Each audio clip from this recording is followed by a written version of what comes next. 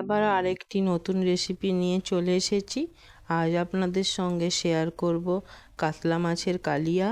চলুন রান্নাটা স্টার্ট করি। আর এটা গরম ভাতের সঙ্গে খেতে অসাধারণ লাগে, একবার বানিয়ে দেখতে পারেন। গ্যাস জ্বেলে নিলাম, আমি একটা কড়াই বসিয়ে দিচ্ছি। আর এটা আমি সর্ষের তেলে করব না, সাদা তেলে করব। আপনারা চাইলে সর্ষের তেলেও করতে পারেন রান্নাটা। আমি মাছগুলো ভাজার জন্য কিছুটা তেল দিয়ে দিলাম। আর এখানে কাতলা মাছগুলোকে আমি নুন হলুদ মাখিয়ে রেখেছি। এটা 1.5 কেজি সাইজের মাছ ছিল। একটু বড় সাইজের মাছ দিয়ে করলে সেটা খেতে টেস্টি হয়। মাছগুলো আমি ভালো করে ভেজে নেব।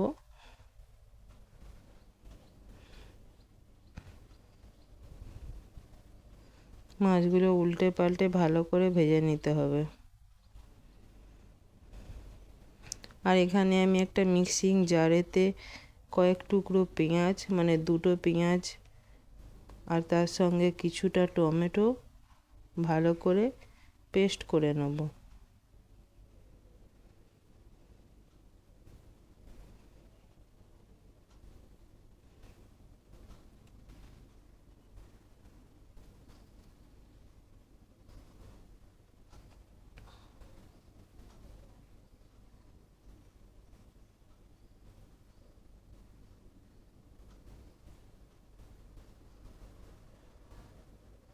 মাছগুলো ভাজা হয়ে গেছে, আমি এরপরে একটা প্লেটে তুলে নিচ্ছি।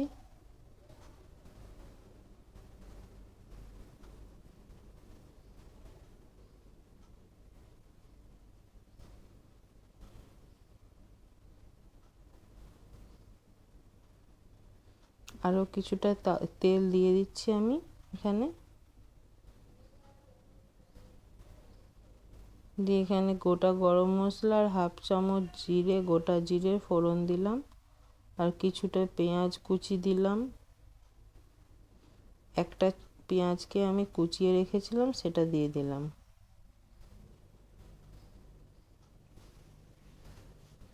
আমি লঙ্কাটা কম দিলাম, আপনারা চাইলে লঙ্কার পরিমাণ বাড়িয়ে দিতে পারেন। আমি এখানে 2টো লঙ্কা দিয়েছি, কারণ এই রান্নাটা আমার ছেলেও খায়। সেই জন্য বাচ্চাদেরকে তো বেশি ঝাল খাওয়ানো যায় না, ওরা খেতেও চায় না। আর এখানে টমেটো আর পেঁয়াজের পেস্টটা দিয়ে দিলাম।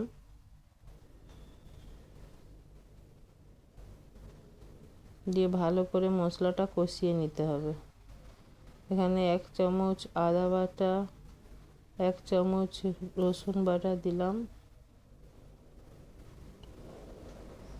এটাও ভালো করে কষিয়ে নেব।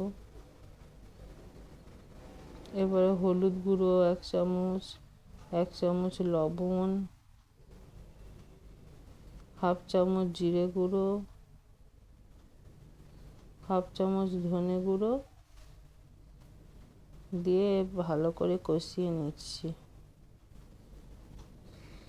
আর এখানে কাশ্মীরি লঙ্কা দিচ্ছি 1 চামচ।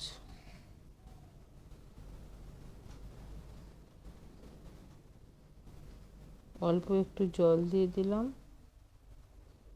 দিয়ে এরপর এটা ঢাকা দিয়ে দেবো।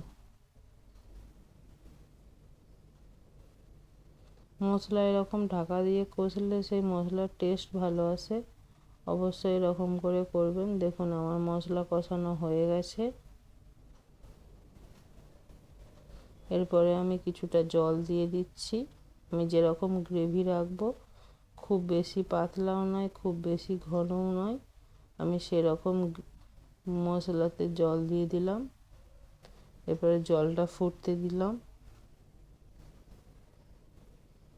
ঝোলটা ফুটে গেছে, এরপরে আমি মাছগুলো দিয়ে দিচ্ছি।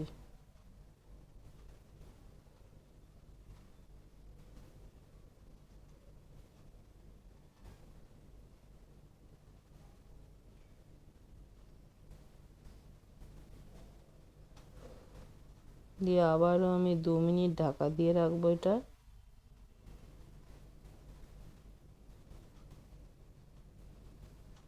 এরপরে আমি একটুখানি নাড়াচাড়া দিয়ে একটু ধনেপাতা কুচি দিয়ে দেবো। আবারও আমি 1 মিনিট ঢাকা দিয়ে দেবো। দেখুন ওটা হয়ে গেছে, আমি গ্যাস বন্ধ করে দিয়েছি। এরপরে একটা সার্ভিং প্লেটে আমি আপনাদেরকে তুলে দেখাবো মাছটা। আপনারা দেখতেই পাচ্ছেন কত সুন্দর কালার এসছে, আর খেতেও খুব সুন্দর হয়। এরকম করে একবার বাড়িতে বানিয়ে দেখবেন, খুবই ভালো লাগবে বাড়ির মানুষজনদের।